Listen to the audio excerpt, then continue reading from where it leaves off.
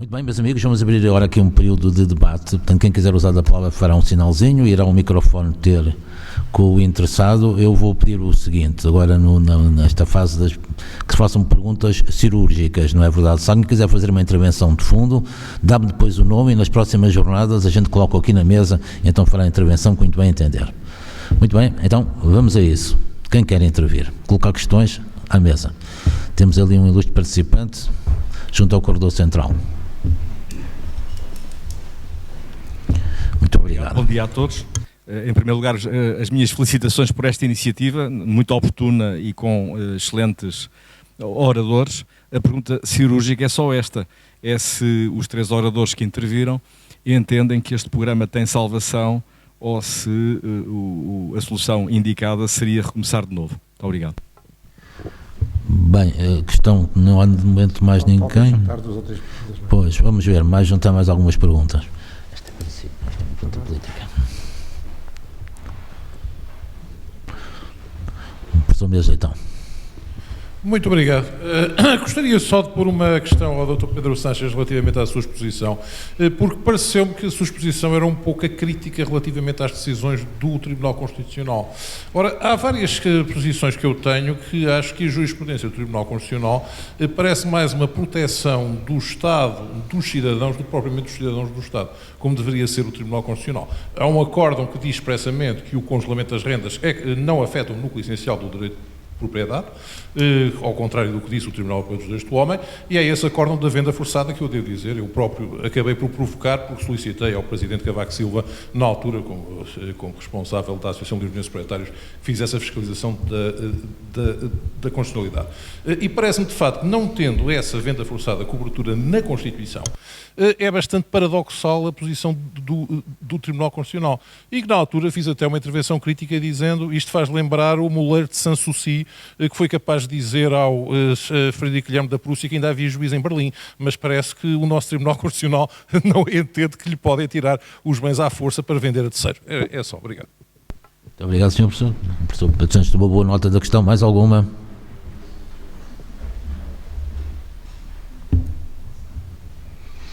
Bem, está tudo desejoso de ouvir a resposta às primeiras questões. Então, para a primeira questão, professor Dr. José Miguel José, à vontade. Muito obrigado, doutor.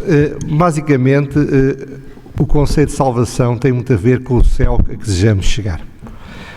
E, portanto, vendo o problema de um ponto de vista político, repito, eu seria capaz de assinar por baixo, se me autorizassem, a tudo o que foi dito pelos outros oradores que eu admiro há muito tempo. Mas, restringindo-me ao tema que me trouxe aqui, eu acho que a salvação de um diploma ou de um conjunto de diplomas tem a ver com o objetivo que se pretende alcançar com esse diploma. Na minha convicção, e eu incorporarei no meu raciocínio o que o professor Araújo acabou de referir, a minha convicção, posso estar enganado evidentemente, é que este pacote nas partes mais controversas tem o objetivo ideológico, sociológico e político. E não necessariamente jurídico. Portanto, se não se salvar no sentido, se não tiver sucesso, provavelmente atinge um céu que era o céu desejado. Portanto, eu estou muito cético quanto à capacidade de políticos pedirem desculpa. Costuma-se dizer que os políticos nunca pedem desculpa, apenas mudam os seus comportamentos. Mas isto tornou-se de tal maneira focal e visível que é muito difícil que o Governo agora não tenha mais prejuízos juntos dos públicos-alvos a que se dirige, se mudar, do que se mantiver e puder mais tarde tirar alguns benefícios políticos da culpabilização de terceiros, incluindo, hipoteticamente, o próprio Tribunal Constitucional. Isto é, se o Tribunal Constitucional acabar por entender que algumas destas normas não são constitucionais. Muito obrigado.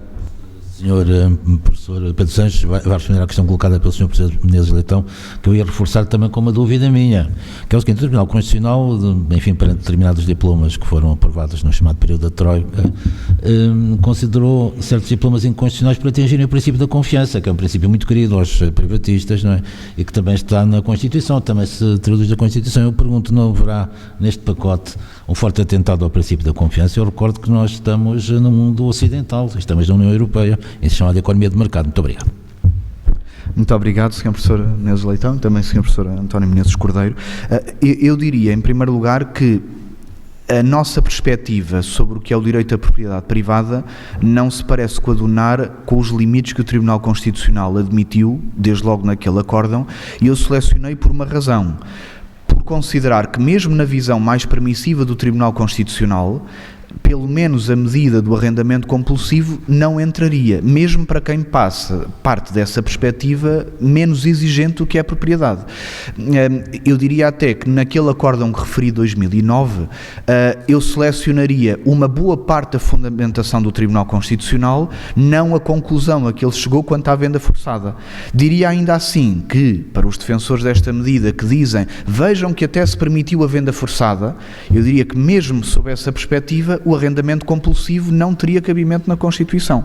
Agora, a própria perspectiva do Tribunal Constitucional seria adequada? Também não me parece, desde logo quando a confrontamos com a perspectiva de tribunais internacionais e da forma como tem salvaguardado a propriedade privada. Portanto, diria, por benefício do raciocínio, mesmo quem aderisse à jurisprudência do TC, também facilmente defenderia a inconstitucionalidade desta medida.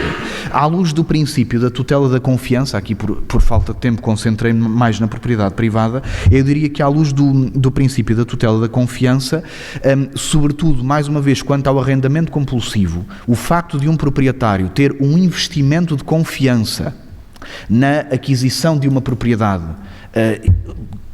pensando no ordenamento que existia nesse momento, sendo agora confrontado com a possibilidade de, em 100 dias, que supostamente era o tempo que teria, em 100 dias dar um destino ao bem, e se não, fica sem a sua utilização e passa a ser sujeito a um arrendamento, também não vejo como compatibilizar com essa solução.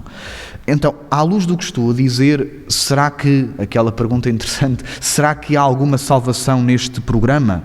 Independentemente do juízo de mérito político, que eu aqui não faria, eu na prática diria que algumas das medidas provavelmente vão ser selecionadas por serem menos impactantes, menos chocantes, e elas vão ser provavelmente aproveitadas, como por exemplo o Conselho de Ministros tem feito com aprovações em blocos de matérias, compartimentando o pacote como um todo. Algumas foram aprovadas, outras vão ser discutidas apenas mais tarde.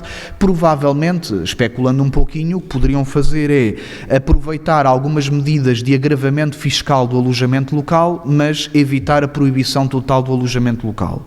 Quanto ao arrendamento compulsivo, provavelmente há esta sinalização de tipo ideológico que depois chega ao final e não passa. É muito provável que seja isso que aconteça. Muito obrigado.